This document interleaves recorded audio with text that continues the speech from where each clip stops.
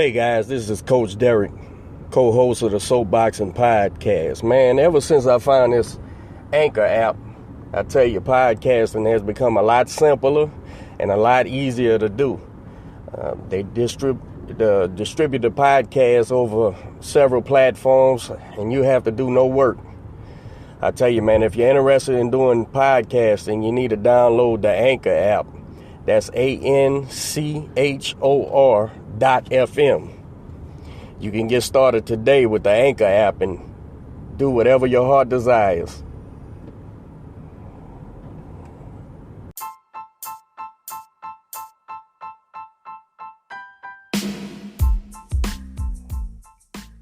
Hey guys, this is Coach Derek. I want to give a shout out to our new sponsor, Pueblo Boxing. Y'all be sure to check out Pueblo Boxing. They have unique and high quality boxing gear and novelty gifts.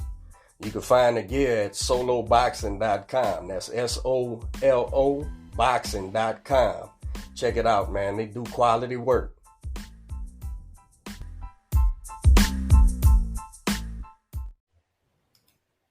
All right. Good afternoon. Welcome to another episode of Soapboxing Podcast. It's your boy Manny Fresh, along with the pontiff of pugilism, Derek Collinsworth. What's the deal? What's happening, man? That's called pugilism, man. You can't say that. You're supposed to be a boxer, bro. You're supposed to be a boxer. I'm pretty sure that's what I said. Pugilism. Nah, you said something crazy. But go ahead. Okay.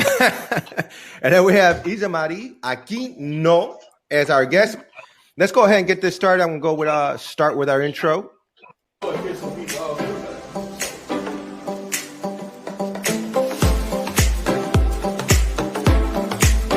is hardware, man.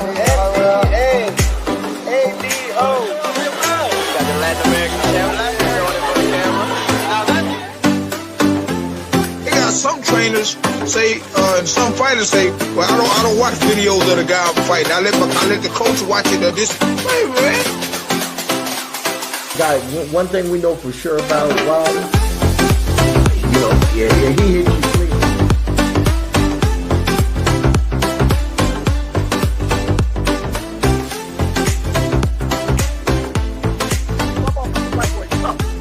Right. And this woman whooped the whole world twice. The whole world.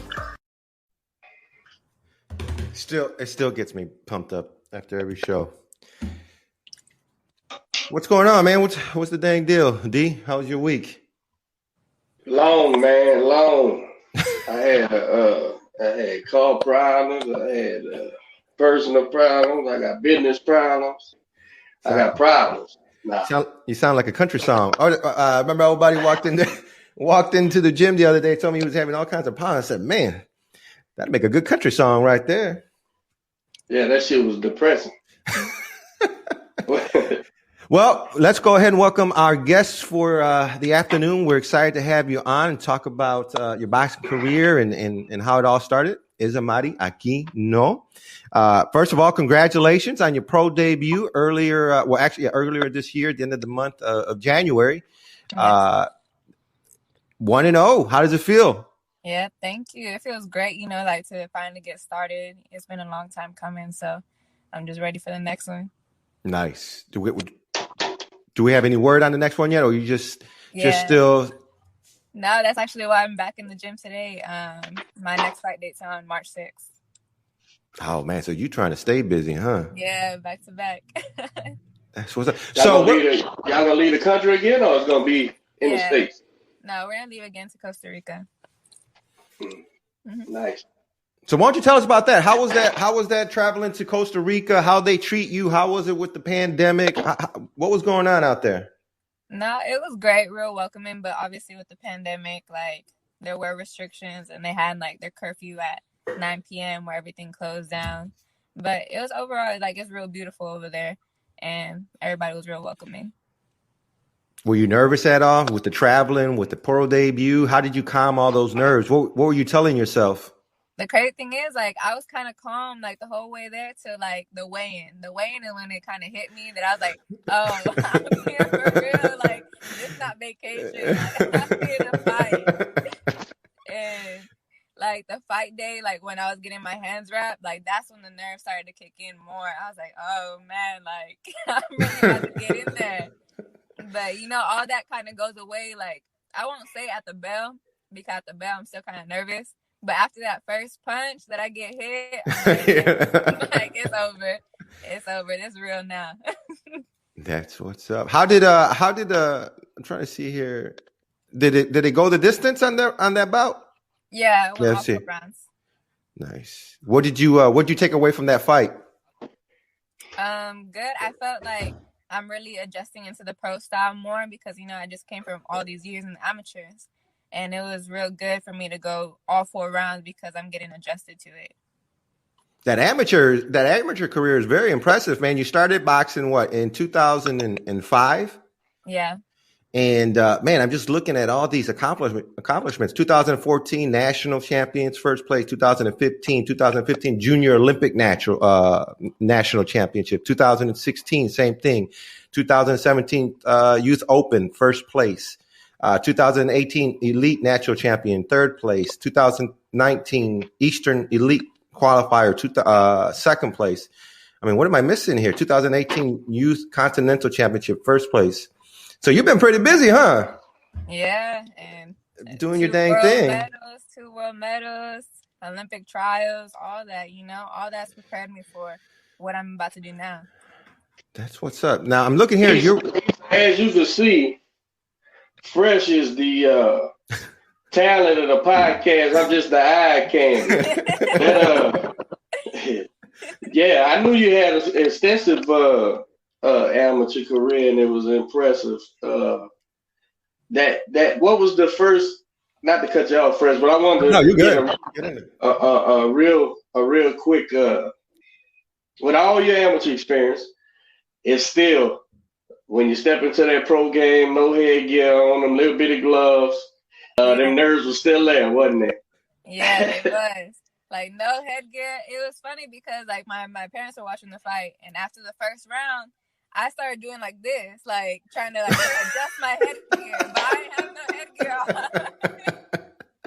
Hey, I'm going to be honest with you. I root for, you know, all y'all guys, and I downloaded the freaking app to watch her fight, and I didn't know if I didn't time it right or whatever, but I couldn't rewind. I ended up tuning in. It was like middle of Pablo's fight.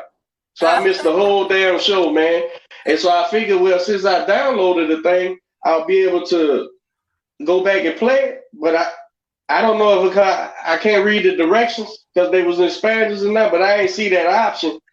So I just seen the little highlights of your fight, man. But I put the damn thing on my phone so I can watch your fight, man. That's why I'm asking you. I want you to explain it to me because I know you felt vulnerable, no headgear.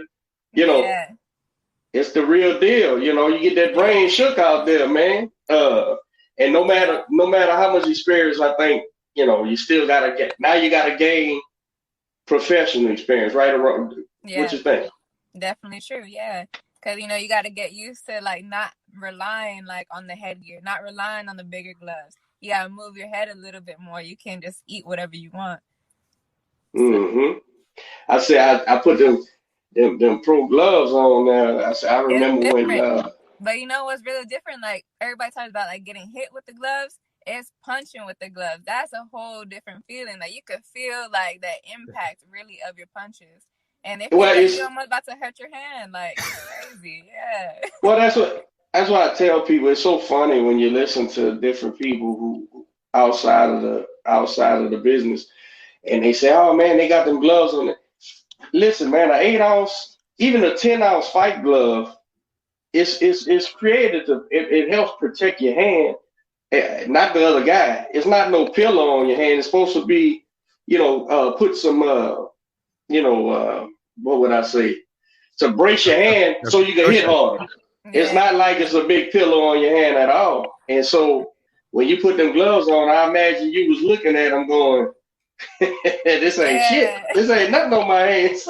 I know, yeah, for real. Move your head. Move your head for real. Yep. I learned that one. Move your head. Yeah.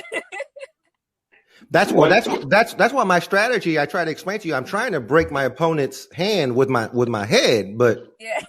you don't like me doing that. So No, that's I understand your thinking. But let's not do it. So are you signed? Are you signed with anyone? No, I just have an advisor at the moment right now that's moving me. Mm-hmm. Okay, nice. And so you guys are looking to be active this year, man. How's you going back in March? Yeah. How many fights do you want to put in this year? I think we're going for like at least 4, but we also got to think about like you can't move like a female too quick because there's like you'll move up quick. Right. Yeah. So where are you from? You're from Illinois? Yeah. So originally I'm from Illinois, and I grew up there until like I was 11, and I moved down to San Antonio, and I stayed in San Antonio for like another 9 years, and I just recently moved out to Houston. Oh, okay. Well, welcome to Houston. I love San Antonio. And I'm from Chicago. So do you miss the cold weather right now? Definitely not. But it's crazy. When I was younger, I missed it. But now I'm too used to the hot. Yeah, it's I see the pictures of my family they post on social media. I see all the snow, and I can't do it anymore. So how do you like the adjustment coming up from up north to San Antonio and to Houston? Because even San Antonio and Houston are quite a bit different. Yeah, it's completely different. The boxing scene is like completely different too. But overall, I think it was the best move for me. Like now that I want to go pro, because like you can see the difference in my boxing. Like the training here is like no joke, and like the talent of sparring that I get here is really preparing me like for this next step of my career. Now your father was your trainer as an amateur, or what was it? How did you get started? Yeah, so when I was down in Illinois, my dad started me off, and then I also trained at like the Patriots Gateway Center, and with Pat Coleman too, and my dad kicked in there too. But it was more like when I started making Team USA, like when I was 15, 16, and I started stepping up, my dad kind of like stepped down a little bit on the training, and he let my coaches really focus on me more. Good move. That's that. Did your father box, or was he just on a journey with you, learning on the job? What was the deal? So my dad, he used to kickbox a little bit, but he kickboxed because he liked to street fight. So he was that, and he would always be fighting in the streets. But like for me, he started me off boxing because like he wanted me to learn how to defend myself, like be able to handle my own, like you know, like kick off the boys, all that, you know. And so he started me off training like little kid stuff, and then as I got older, he switched from the boxing because the experience level wasn't like he didn't have that much experience with the boxing world. So he started switching into like strength and conditioning and focusing on my conditioning, getting me stronger and all that. I say that because that was that's always a calculated and a selfless move when I see fathers willing to, you know, say, hey, we need to get a guy now, or whatever, the USA coaches or whatever. Because I see the ones who don't do that and think they can do it on a level they're really not experienced enough to do. So when, you know, for your dad, I'm sure he said, hey, this is my daughter. I need her to keep getting better along with experience. So basically, when you got on Team USA, the coaching staff took over the coach's responsibility. Is what you're saying. Did you work with Jeff a lot? No. So I actually started working with Jeff more like towards like the end of my amateur career. So like, it was about 18 or so, 18 or 19. I started working with Jeff on Team USA, and then I had never even known that he was from San Antonio. So, and I had moved to Austin. So when I moved back to San Antonio, I started working with Jeff for a few months. And then I kind of went back with my old trainer after that. And now I'm out here. Are you, as far as being out, you know, I think we met at Maine first, maybe when you was sparring or something? and then Something like and then I see